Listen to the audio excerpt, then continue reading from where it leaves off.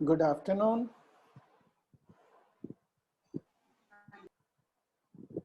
Good afternoon, sir.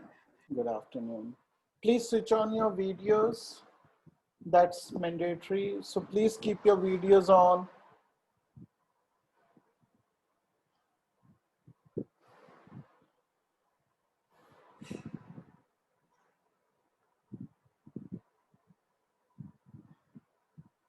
Okay, wonderful. Great, Mahavish. Great, Tulsi. Very good. Rishabh. Very good. Others also please switch on your videos. The others can join in the meantime. हम लोग शुरू करेंगे. Okay. Very good. Okay, great, Damini. Very good. Okay. So we will do the questions for the atoms chapter. Okay, तस्लीम आप भी अपना खोल लीजिए वीडियो. Okay. So आज हम क्वेश्चंस करेंगे एटम्स चैप्टर के. ठीक है, और इसमें हमको तो हमारा रिवीजन भी हो जाएगा इसका. ठीक है, choose the correct alternative from the clues given at the end of each statement. ठीक है, the size of the atom in Thomson's model is, okay, the atomic size in Rutherford's model. We have to say that in which model, Thomson's model or Rutherford's model, the atom size is bigger, or are they same? What do you think? Anybody has an idea? देखिए, हमने Rutherford model तो बड़े detail में पढ़ा है. Actually Thompson model हमने बिल्कुल भी डिटेल में नहीं पढ़ा है. हमने वो प्लम पुडिंग मॉडल जो है वो है थॉमसन मॉडल. ठीक है, हमने उसके बारे में थोड़ा सा ही पढ़ा है. तो जितना पढ़ा है उसी से हिसाब लगा के बोलना है आप. व्हाट डू यू थिंक कि किसमें एटम का साइज बड़ा बताया गया है, रदरफोर्ड के मॉडल में या थॉमसन के मॉडल में? ओके, सो अगर आप में से किसी को भी आंसर समझ आता है तो प्लीज अनम्यूट करके बोलिए, उससे डिस्कशन अच्छा होता है. ठीक है, तो इस केस में देखिए, जो हमने एटम का साइज है, एटम का साइज एनीवे ना रदरफोर्ड ने निकाला ना थॉमसन ने निकाला. वो तो हम पहले ही एस्टिमेट कर चुके थे काइनेटिक थियरी से. ठीक है, तो दोनों ने एक ही साइज एटम का एज्यूम करा और उसी के बेसिस पे उन्होंने मॉडल्स बनाए हैं. तो इसका आंसर हो जाएगा कि नो डिफरेंट फ्रॉम, राइट. सो जो साइज है एटम का, वो चाहे थॉमसन के मॉडल में हो चाहे रदरफोर्ड के मॉडल में हो, दोनों के में सेम ही है. वो ऑलरेडी हम काइनेटिक थियरी से पता कर चुके हैं. ठीक है, in the ground state of which model electrons are in stable equilibrium, while in which model electrons always experience a net force. किसमें नेट फोर्स होती है, किसमें नेट फोर्स नहीं होती, ये है अब क्वेश्चन. एट किसके ऊपर? इलेक्ट्रॉन्स के ऊपर. किसमें फोर्स नेट होती है, किसमें नहीं होती है? Anybody can answer that?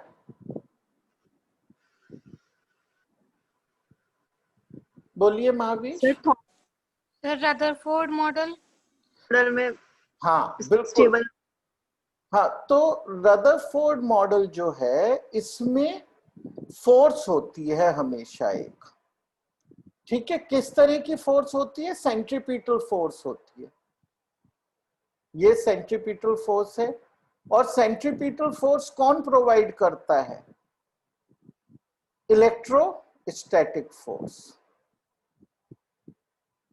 ठीक है, इलेक्ट्रोस्टैटिक फोर्स जो है वो सेंट्रीपिटल फोर्स प्रोवाइड करती है. इसलिए रदरफोर्ड मॉडल में नेट फोर्स होती है. तो यहां पे आ जाएगा रदरफोर्ड मॉडल. ठीक है, और जो थॉमसन का मॉडल है, थॉमसन का मॉडल क्या है कि ये पॉजिटिव चार्ज बिखरा हुआ है एक हर जगह, और बीच में ऐसे इलेक्ट्रॉन्स उसमें दबे हुए हैं. ठीक है, अब इसमें तो कहीं मूवमेंट नहीं हो रहा है, देयर इज नो एक्सेलरेशन. अगर एक्सेलरेशन नहीं है इसका मतलब कोई नेट फोर्स नहीं है, तभी तो स्टेबल है, वो स्टैटिक है। इसका मतलब स्टेबल इक्विलिब्रियम का यहाँ पे मतलब है static equilibrium. Actually stable word बहुत अच्छा यूज नहीं किया इन्होंने, ठीक है, इसका वर्ड होना चाहिए था स्टैटिक। यानी स्टैटिक इक्विलिब्रियम का मतलब होता है नेट फोर्स जीरो है बिल्कुल, ठीक है, तो ये स्टैटिक इक्विलिब्रियम है। ओके, तो यहाँ पे आ जाएगा थॉमसन मॉडल, क्योंकि there is no net acceleration. Circular motion में नेट एक्सेलरेशन होता है, इसलिए रदरफोर्ड मॉडल सेकंड ऑप्शन में आएगा। समझ गए आप लोग? चलिए, the classical atom based on which model is doomed to collapse. Doomed का मतलब जिसका कि जिस श्रापित है हो जाने के लिए, कोलैप्स। कौन सा मॉडल है जो कोलैप्स हो ही जाएगा? एनीबॉडी? कोलैप्स कौन सा मॉडल होता है इनमें से? Rutherford model. Very good, Rutherford model. The reason is कि ऐसे न्यूक्लियस है, उसके चारों तरफ ये इलेक्ट्रॉन जा रहा है, तो उस पे क्या लग रहा है? एक्सेलरेशन। और एक्सेलरेटेड चार्ज जब मूव करता है तो वो इलेक्ट्रोमैग्नेटिक रेडिएशन छोड़ेगा, जिसकी वजह से उसकी एनर्जी कम होती जाएगी और धीरे धीरे वो स्पाइरल करके न्यूक्लियस में गिर जाएगा, तो एटम कोलैप्स हो जाएगा। इसलिए रदरफोर्ड मॉडल को जिसकी वजह से हमने रिजेक्ट किया, जो सबसे बड़ा रीजन था वो यही था। तो Rutherford is the answer. An atom has a nearly continuous mass distribution in which model, but एक की तो यहां जरूरत नहीं है, in which model but has a highly non uniform mass distribution. Uniform mass distribution कौन से मॉडल में है? देखिए ये यूनिफॉर्मली डिस्ट्रीब्यूटेड है, ठीक है, तो थॉमसन मॉडल में यूनिफॉर्म मास डिस्ट्रीब्यूशन है। और इसमें क्या होता है? एक हाईली कॉन्सेंट्रेटेड न्यूक्लियस होता है, फिर ऑलमोस्ट एम्प्टी स्पेस होता है, तो ये non uniform, highly non uniform, ठीक है ना, किस में होता है? रदरफोर्ड मॉडल में होता है। The positively charged part of the atom possesses most of the mass in, तो positively charge part Rutherford model. ये एकदम क्लियर है, रदरफोर्ड मॉडल में होता है, और इस पॉजिटिवली चार्ज पार्ट को हम बोलते हैं न्यूक्लियस। ओके, सपोज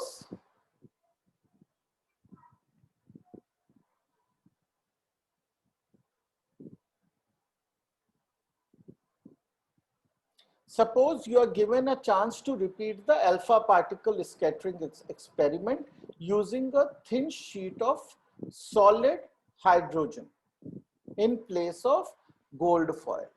ठीक है, तो सॉलिड हाइड्रोजन बहुत ही लो टेम्परेचर पे होती है, 14 केल्विन पे, ठीक है। एक्चुअली टेम्परेचर से हमें कोई खास फर्क नहीं पड़ता।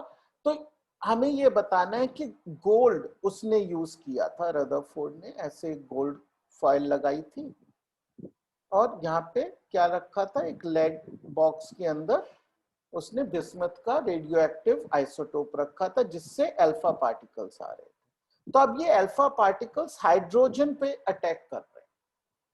अगर ये हाइड्रोजन पे अटैक करेंगे तो क्या डिफरेंसेस हमें पता चलेंगे? हमें इस हिसाब से आंसर करना है इस क्वेश्चन को कि क्या ये एक्सपेरिमेंट कुछ हमें मीनिंगफुल रिजल्ट देगा या नहीं देगा, इस हिसाब से हमें आंसर करना है। बताइए, will this give any meaningful result? ठीक है, इसका आंसर किस चीज में छुपा हुआ है? इस चीज का आंसर छुपा है जो हमने एक्सप्लेनेशन डिस्कस किया था कि क्यों उसने गोल्ड ही यूज किया। ठीक है, गोल्ड यूज करने के हमने दो रीजन बताए थे जब ये चैप्टर पढ़ा। एक तो ये कि वो हाईली मैलिएबल है, ओके, तो वो थिन हो सकता है, और दूसरा रीजन ये था कि वो हैवी है, उसका न्यूक्लियस हैवी है। अब मैलिएबिलिटी की तो कोई बात हाइड्रोजन में है नहीं, obviously it's not even a matter, लेकिन वो बहुत ज्यादा लाइट है, कितना लाइट है, इवन अल्फा पार्टिकल से 4 टाइम्स लाइटर है।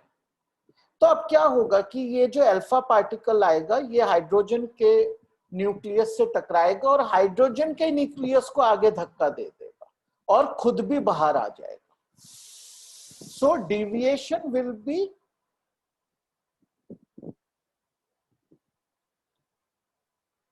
लो टू नन। ठीक है, डिविएशन ही नहीं होंगे। अब डिविएशन ही नहीं होंगे तो आप स्टडी क्या करोगे, right? And the reason is because alpha particle is 4 times heavier than hydrogen nucleus. ठीक है? So again, it is not an exam kind of a question. These exams, the exams usually don't carry such questions. ये हमें समझने के लिए जरूरी है.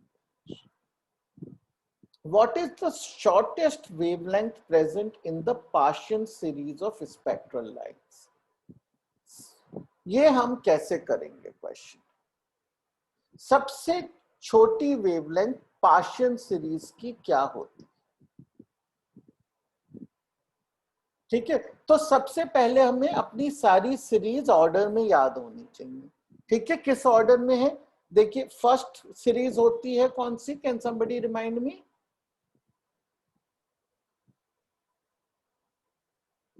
पहली सीरीज लाइमन सीरीज। दूसरी कौन सी होती है जो सबसे कॉमनली स्टडी करते हैं हम डिटेल में? Anyone? No one? Balmer. Balmer. Very good. The third is the Paschen series. Okay, the fourth is the bracket.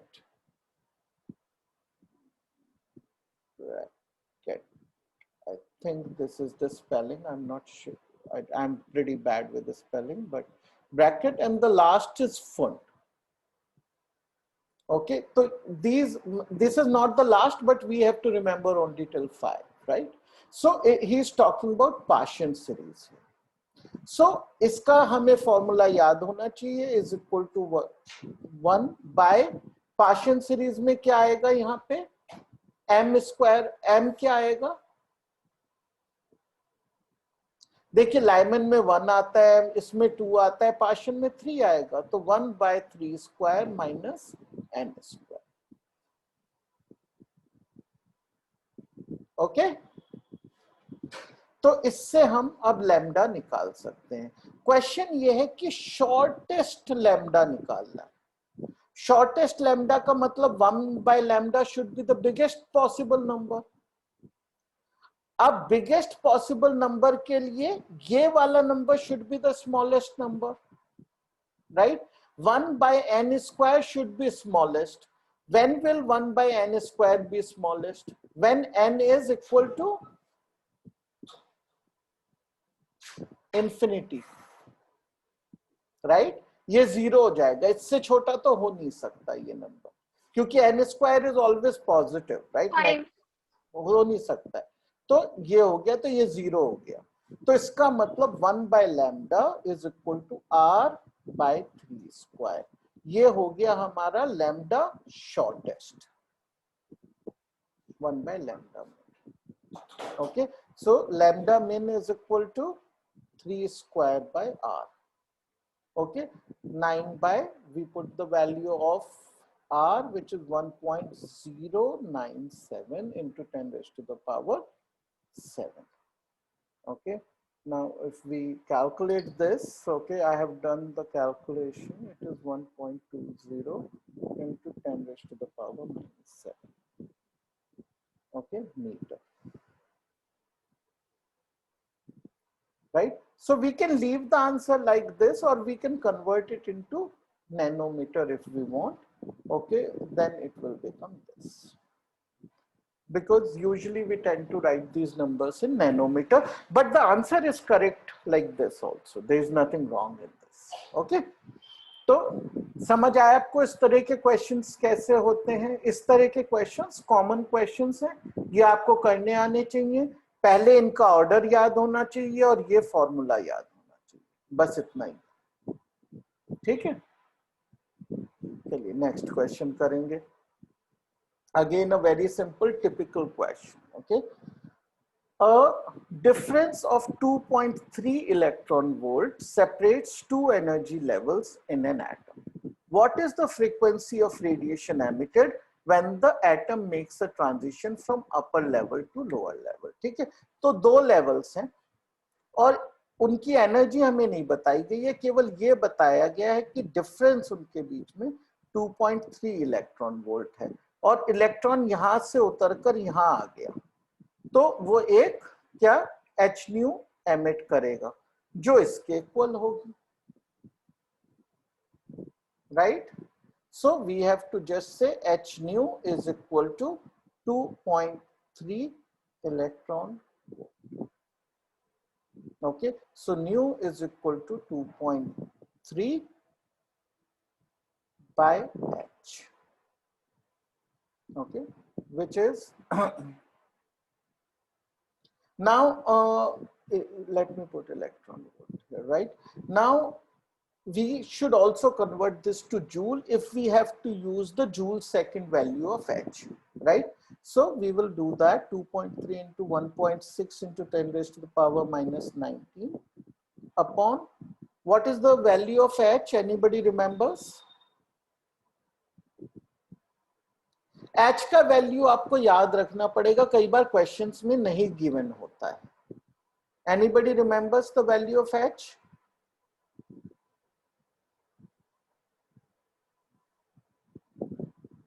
h का value 6.63 into 10 raised to the power minus 34। ठीक है, ये नंबर आपको याद रखना पड़ेगा। सिमिलरली ये नंबर भी आपको याद रखना पड़ेगा, ठीक है ना? तो इलेक्ट्रॉन चार्ज, इलेक्ट्रॉनिक चार्ज जो है इलेक्ट्रॉन का चार्ज और h की वैल्यू, ये याद रखने वाले नंबर्स हैं। You can not expect them to be available in your exam paper every time. ठीक है, आप सबके वीडियोस ऑफ हो गए हैं, can you please switch on your videos again? देखिए, वरना अटेंडेंस नहीं मिल पाएगी और वो आपके एग्जाम में भी इंटरफेयर करेंगी, आपकी lack of attendance. Please switch on कर लीजिए, कोई आपको कुछ कहने वाला नहीं है कि वीडियो ऑन है आपका, इसलिए कुछ आपको उसमें प्रॉब्लम नहीं है। ठीक है, it's a mandatory thing, just please keep it on, there is no problem. पीछे आपके कोई डिस्टरबेंस भी हो, आपको लगे कि नहीं पीछे कोई घर के लोग आएंगे जाएंगे, कुछ उन चीजों से आपको कोई कुछ कहने वाला नहीं है। ऑल ऑफ अस नो कि आप लोग घर पे हैं, ठीक है ना? तो वो नेचुरल है कि अगर पीछे कोई डिस्टरबेंस आता है, कुछ है, try to be in a quiet place, but अगर नहीं अवेलेबल है तो कोई ऐसी बात नहीं है, there is nothing to worry, just keep your videos on. Okay, तो अब हमें ये जो है इस कैलकुलेशन को करना है, राइट? सो ये जो हमारे चैप्टर्स हैं, राइट, ये जो आखिरी के 4 चैप्टर्स हैं हमारी बुक के, इनमें ना ये कैलकुलेशंस थोड़ी सी कठिन ही है। ठीक है, तो वो आपको टाइम लगेगा, आप ज्यादा फोकस इस चीज पे करिए कि क्वेश्चन होगा कैसे। अगर वो आपने अच्छे से समझ लिया, याद है आपको क्वेश्चन कैसे करना है, कैलकुलेशन तो कर ही लेंगे आप, आई एम श्योर, राइट? तो 2.3 into 1.6 by 6, okay, and we will first solve the powers of 10, right? 10 raised to the power, this becomes 10 raised to the power 15, okay, and this is, I have done the calculation, I have done these calculations and kept them ready to save time, okay?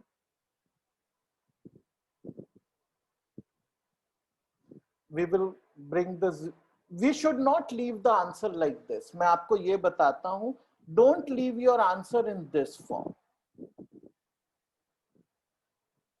Okay, although you may get marks, but ये एक अच्छी habit नहीं है to leave answer like this. Can somebody tell me कि what is the problem with this answer? Anybody can tell me कि क्या problem है ऐसे आंसर छोड़ने में? ये प्रॉपर साइंटिफिक नोटेशन नहीं है। क्या करना है हमें उसके लिए? साइंटिफिक नोटेशन कैसे बनाएंगे? Anybody remembers?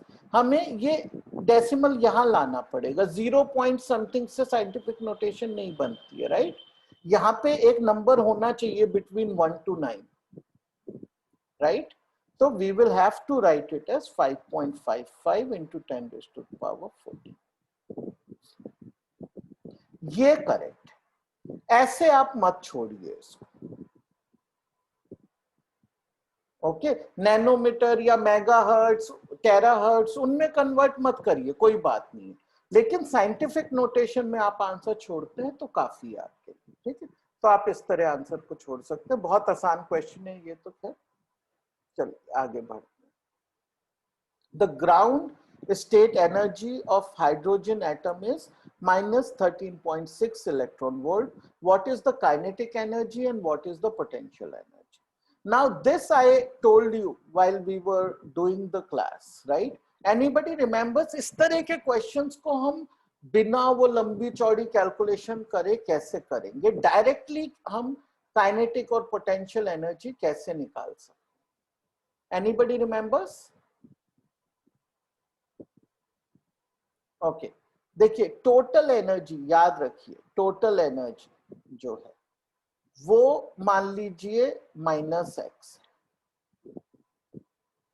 ओके? तो पोटेंशियल एनर्जी कितनी होती है? वो हमेशा -2x होती है। और काइनेटिक एनर्जी कितनी होती है? Is equal to +x। ये जो है ये रिलेशनशिप आपको याद रखना। और जब आपको ये रिलेशनशिप याद है, कोई लंबी चौड़ी कैलकुलेशन नहीं लगनी है आपकी, डायरेक्ट आंसर्स लिख सकते हैं। Kinetic energy is equal to 13.6 electron volt and potential energy is equal to 2 into -13.6, okay, which is 27.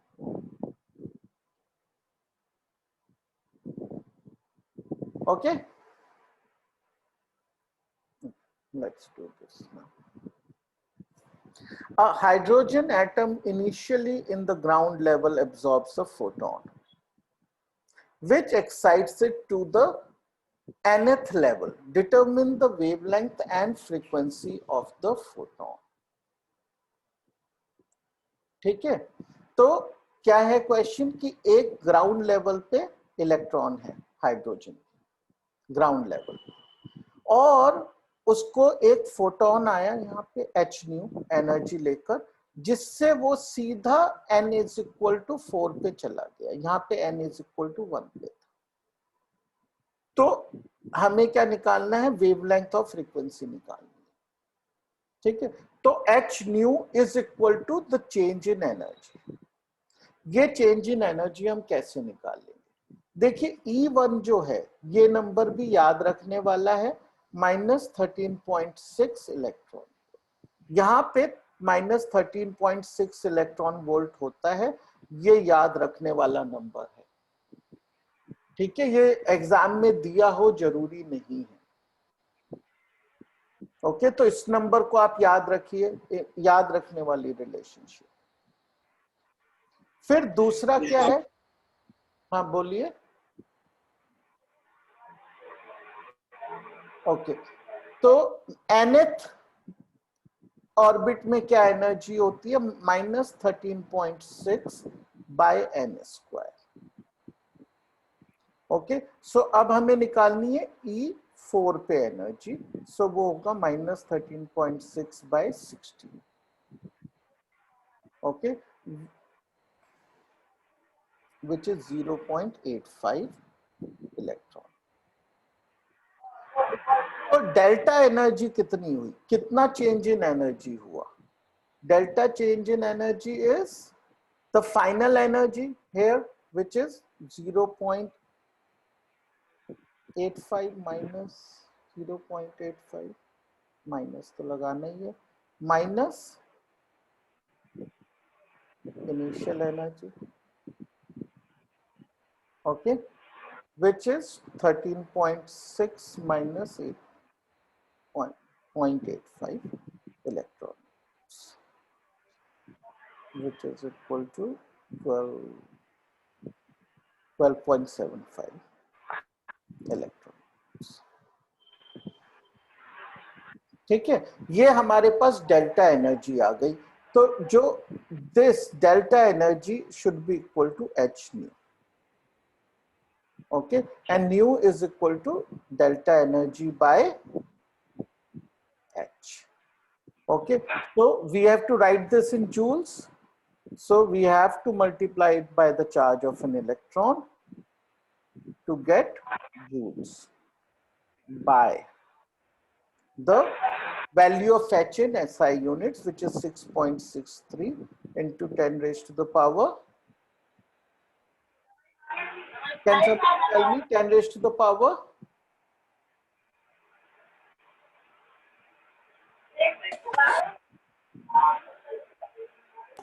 -34. Very good, minus 34.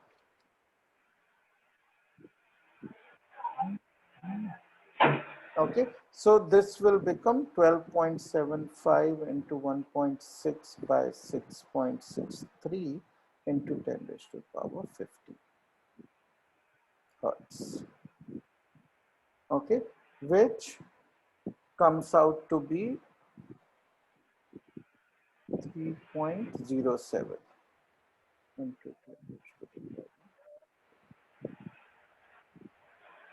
ठीक है, तो ये कैलकुलेशन मैंने ना कर ली है पहले, इसलिए मैंने यहाँ लिख दी है। ऑब्वियसली ये करने में वरना हमको जो है 3-4 मिनट लग जाते हैं कई बार। I am just saving that time, ठीक है। लेकिन क्वेश्चन कैसे करना है ये समझ आ गया? Anybody who didn't understand any part of this question? ये एक बहुत ही स्टैंडर्ड टाइप ऑफ क्वेश्चन है, ये आना बहुत जरूरी है, मैं इसलिए बार बार बोल रहा हूँ। कोई है जिसको इसमें डाउट हो, थोड़ा भी डाउट है कि ये कोई भी स्टेप क्यों हो गया, तो प्लीज पूछ लीजिए, I will explain it.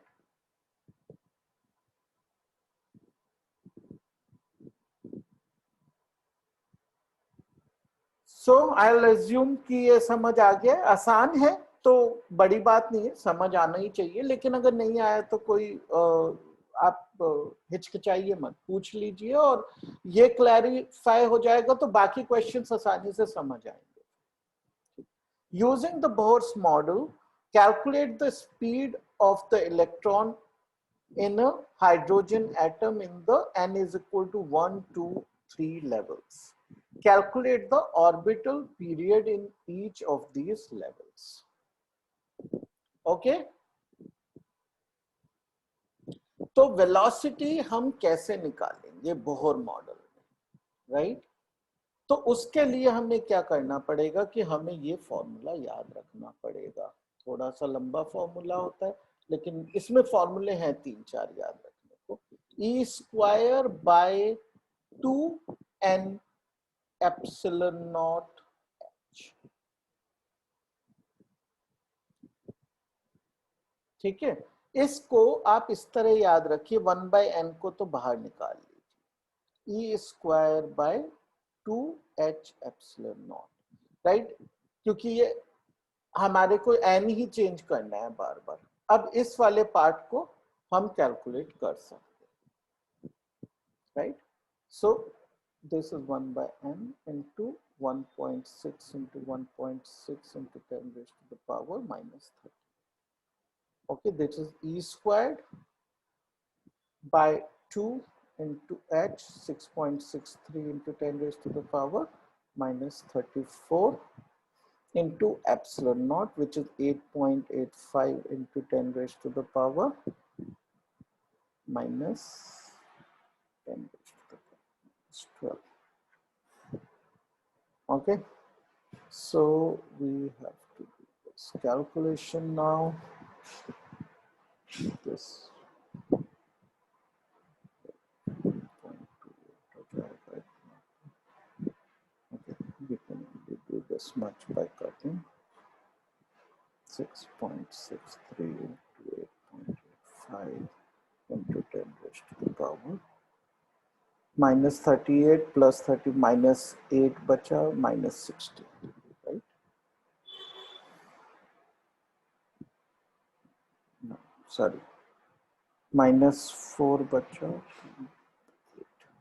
10 raised to the power 8. Okay, and we have to calculate this, which will be 2.18 into 10 raised to the power 6 metre पर सेकेंड। ठीक है, तो ये हमारा आंसर आ गया। V1 के लिए हम निकाल लेंगे, right, by putting it this. V2 में we put it as 2, we will get our answer, and we can also get the answer for V3. ठीक है, so this part is done. Now calculate the orbital period. Okay, orbital period कैसे निकालेंगे? Orbital period के लिए actually कोई formula दिया हुआ नहीं है हमारे टेक्स्ट में, और मोस्ट लाइकली आप याद भी नहीं करेंगे जब वो नहीं है, राइट? तो कैसे निकालेंगे? हमारे पास एक दूसरी चीज का फॉर्मूला है। किसका है? आर एन का। ओके, आर एन का फॉर्मूला है हमारे पास रेडियस का। तो अगर हम रेडियस निकाल लेते हैं तो हम टाइम पीरियड कैसे निकाल सकते हैं? Then time period can be calculated as 2 pi Rn by Vn, right? ये तो क्लियर है। सर्कमफेरेंस बाय वेलोसिटी, उससे हमारा टाइम पीरियड आ सकता है। तो अब हम Rn निकालेंगे और उसको इस फॉर्मूले में डालेंगे, Vn की वैल्यू निकाल चुके। इस तरह से हमको इसको राउंड अबाउट मैनर में करना पड़ेगा। There is I mean, we don't remember this formula for Tn usually, right? ठीक है, तो ये क्या फॉर्मूला होता है? This is proportional to n square, and then it is h square epsilon naught by pi me square, pi me square. Okay, so we have to put the values. H square is 6.63 into 6.63 into 10 raised to the power minus 68. 8.85 into 10 raised to the power minus 12. 3.14 into m. M is 9.1 into 10 raised to the power minus 30. Okay, mass of an electron into E square. E square is 1.6 into 1.6 into 10 raised to the power minus 30. Okay.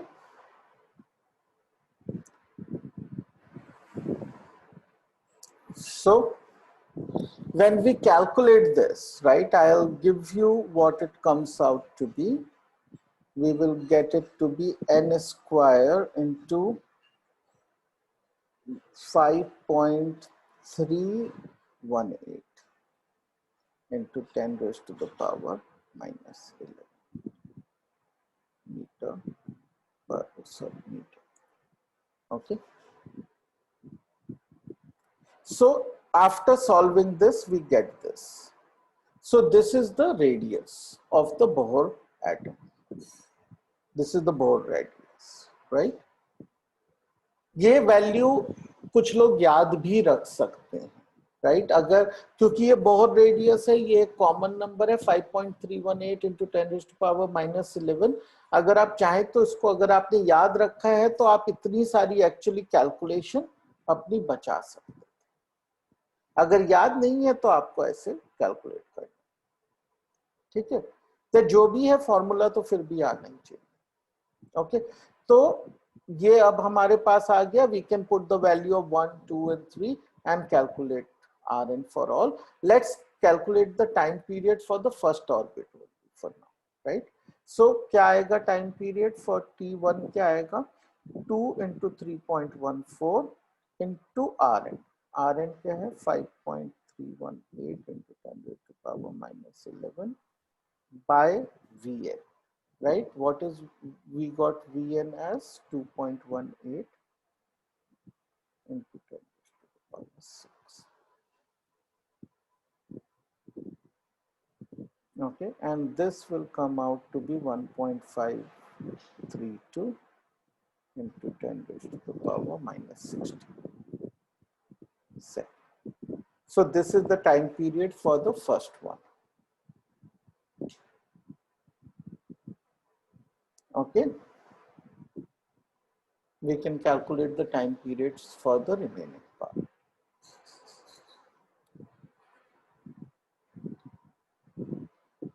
The radius of the innermost electron orbit of an hydrogen atom is 5.31. Okay, 5.3. He has approximated to 5.3 into 10 raised to power minus 11 meter. What are the radii for n is equal to 2 and 3? तो ये अब हम directly कैसे करेंगे? देखिए इसमें बस हमें ये याद रखना है, is proportional to n square. अब हमें पता है R1 is equal to 5.3 into 10 raised to the power minus 11 meter. तो R2 क्या होगा बताइए? Can somebody tell me R2 क्या होगा? ये प्रोपोर्शनल टू n स्क्वायर है, तो R2 क्या होगा 2 square into 5.3 into 10 raised to the power minus 11, which is 4 into 5.3.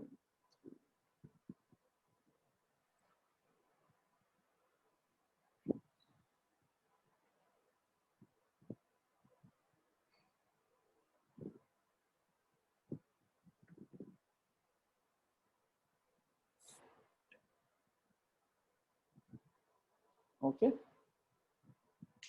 and R3 will be 9, or let me put it as 3 square into 5.3. Okay, which will come out to be 77.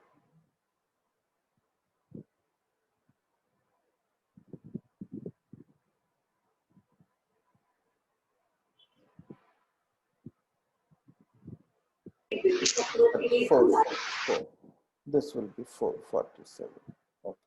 So 4.77 into 10 raised to power minus 10. Okay, understood? Okay, so we are coming to an end. We will do a few more questions to clarify this chapter completely in the next class, which is tomorrow. Or फिर उसके बाद we will start with a new chapter. Okay, so that will, I think we are on track. We will finish our course this coming month easily, right? And then we can spend time revising everything. ठीक है, तो आप लोग थोड़ा class में समझने की कोशिश करिए, and please keep your videos on, because I don't want कि आप लोगों को अटेंडेंस ना मिले. जब आप मेहनत कर रहे हैं तो आपको अटेंडेंस मिलना चाहिए, राइट? तो अपने वीडियोस प्लीज ऑन रखिए. ठीक है, हाँ, अभी जाते जाते एक बार वीडियो ऑन कर लीजिए, because at least I will know that people are there. I will see that you get attendance. एक बार जाते जाते सब अपने वीडियो ऑन कर लीजिए. We are just going to time out now. Wonderful. Very good. Sonali, Tasleem, there is one who is marked C2, so आपको तो मिल नहीं पाएगा अटेंडेंस, बिकॉज आपका नाम वैसे भी नहीं दिख रहा है मुझे यहाँ. ठीक है, Abhishek Kasana, please switch on your video. Taslim आप भी कर लीजिए.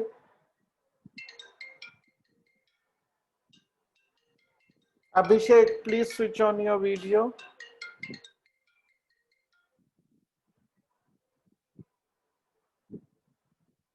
Abhishek Kasana, you're not there. आप वीडियो नहीं ऑन